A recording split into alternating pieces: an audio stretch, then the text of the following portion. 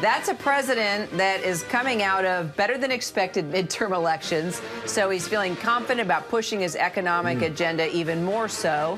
You can feel it. Yeah. You can feel the wind in his sails there. And his even message. At 80 years old now, he's still able to communicate. I mean, he's clearly old, but you can see that he's been encouraged. And one of the things he's doing there, obviously, is promoting what has been a keystone of his policy as president, which is to try to rebuild through legislation and trade action the manufacturing base of the United States. For more on this, let's bring in ABC News' Elizabeth Schulze and Jay O'Brien live from Capitol Hill. Jay is, but Elizabeth, let me begin with you on this aspect of the Biden presidency, that we're going to make things again. And chips, he's at this chip material manufacturing plant in Bay City, Michigan, owned by South Koreans, is a big part of that. How effective has it been, and how really big? Well, presidents always tout their accomplishments. Is this a big deal, as he might say?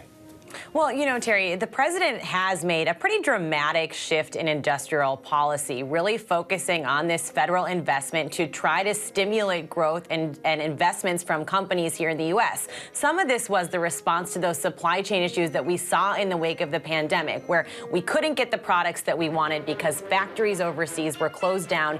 And it really made Americans realize how interlocked a lot of these supply chains are. And there was an easy case to be made that we should invest in the U.S. to try to bring some of that production back home, especially when it comes to semiconductors, computer chips, the investments in the future that, you know, there was a bipartisan agreement that this is a national security issue. And it was notable that in this speech, President Biden even said that he angered Chinese President Xi by talking about bringing these supply chains back, that some of our European allies also weren't too happy about this push.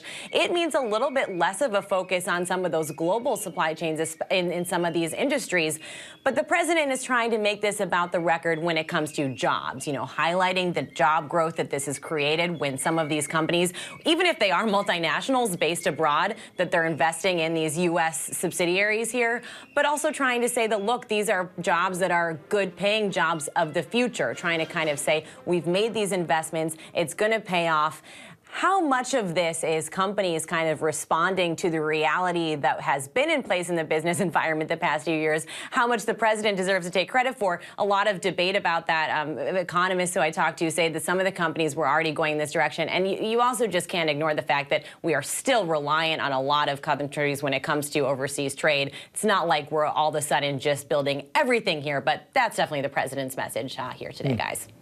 Point well made. And then, Jay, up on the Hill, you've got the president that was having this high-stakes meeting, right, with congressional leaders on both sides. No doubt this conversation came up as he was heading to Michigan about foreign investments, right, exporting products versus jobs, and that is a priority as he tries to push his economic agenda over the finish line by the end of the year. He wants more onshore production, and this was an example of exactly what he was talking about today. Yeah, and you saw him leave that meeting with the big four, right, House and Senate Democratic leadership and Republican leadership, and go right to Michigan for this speech.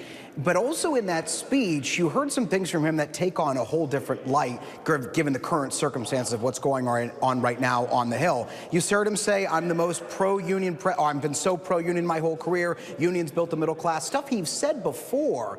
But now, under the context of this potential rail worker strike that the White House has asked Congress to try and avert, right? Congress to approve that deal they've asked in the House and the Senate to stop this rail worker strike, something that the rail worker unions oppose because it would be Congress forcing them back on the job rather than they're going back on the job on their own accord. Hearing that out of President Biden now today, given his pro-union stance for his entire career, takes on a different light. Now, it's worth pointing out, Speaker Pelosi is calling that union agreement to the House floor tomorrow. It is believed that Democrats have the votes to pass that on the floor, and then it goes on to the Senate where they have a much taller order. They've got to get 60 votes. They've got to get some Republicans on board. So while the president makes that speech, while he says he's pro-union, the White House is also asking Congress to, in essence, approve this agreement and force those rail workers back onto the job.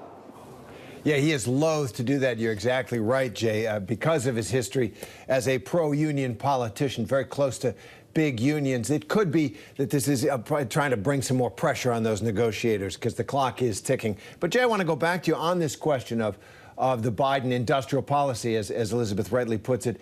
Is there room in a divided Congress, in this new Congress, for some bipartisanship on that? We saw it on infrastructure a little bit. These old kind of lunch pail issues on bring back manufacturing, on supporting manufacturing in the United States. Is there anything the president could get done with Republicans controlling the House on this?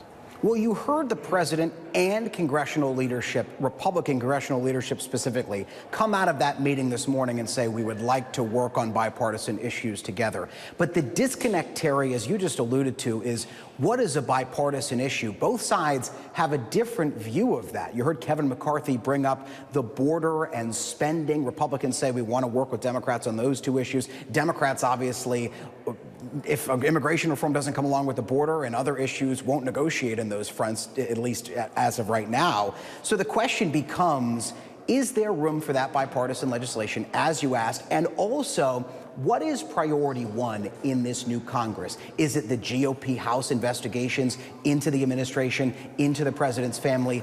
Is it legislation that comes off the House floor and goes into the Senate? Or is it gridlock, or is it all of the above?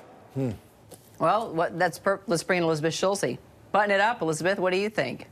You know, I think that there are some points of agreement when it comes to the reality that it's hard to argue against bringing jobs back, and especially investing in industries that we are reliant on countries like China for. That's something that in Congress there is bipartisan support to make our economic dependence on those countries less.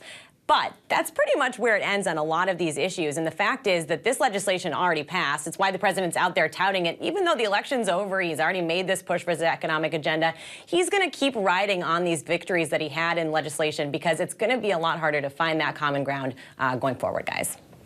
Absolutely. It's still the United States of America and the politics of the day. Elizabeth and Jay, thanks very much for that. Hi, everyone. George Stephanopoulos here. Thanks for checking out the ABC News YouTube channel. If you'd like to get more videos, show highlights, and watch live event coverage, click on the right over here to subscribe to our channel. And don't forget to download the ABC News app for breaking news alerts. Thanks for watching.